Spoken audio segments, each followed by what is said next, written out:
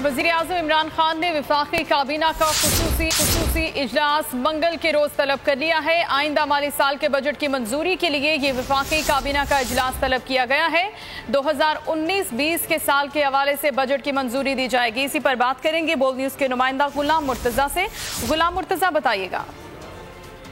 जी बिल्कुल, वज़ीर-ए-आज़म इमरान खान ने वफाकी काबीना का खुसूसी इजलास, जिसको बजट इजलास भी कहेंगे, ये तलब किया है। मंगल के रोज ये इजलास होगा। इजलास में आइंदा माली साल 2019-20 के अदाद शुमार की मंजूरी दी जाएगी। मुल्क की तारीख के सबसे बड़े खसारे का बजट 11 जून को कौमी असम्बली में पेश किया जाएगा।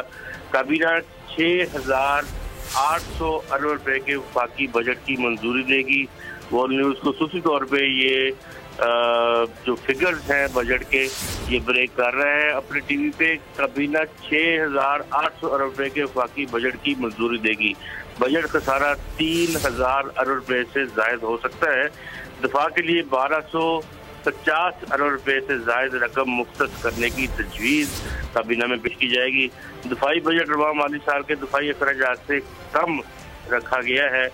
कर्जों पर सूद की अदायगी के लिए 2,500 अरब रुपए से ज्यादा की रकम मुख्तस करने की तजवीज़ काबीना में पेश होगी। फाक के तरक्याती प्रोग्राम के लिए 925 अरब रुपए मुख्तस करने की तजवीज़ ज़ेर गौर है।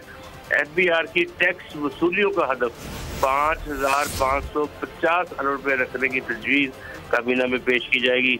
नॉन टैक्स आमदन का जो तखमीना है 1,250 अरब रुपए लगाया गया है और 1,400 अरब रुपए के करीब टैक्स वसूलियों में इजाफा किया जा रहा है। चीनी पर सेल टैक्स 8% से बढ़ाकर 17% करने की तजवीज़ है।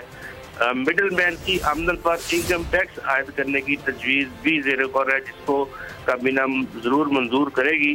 पोल्ट्री मसनूआत, इलेक्ट्रॉनिक मसनूआत समेत दर्जनों अशिया पर टैक्स और ड्यूटियों में इजाफे की तजवीज़ भी है।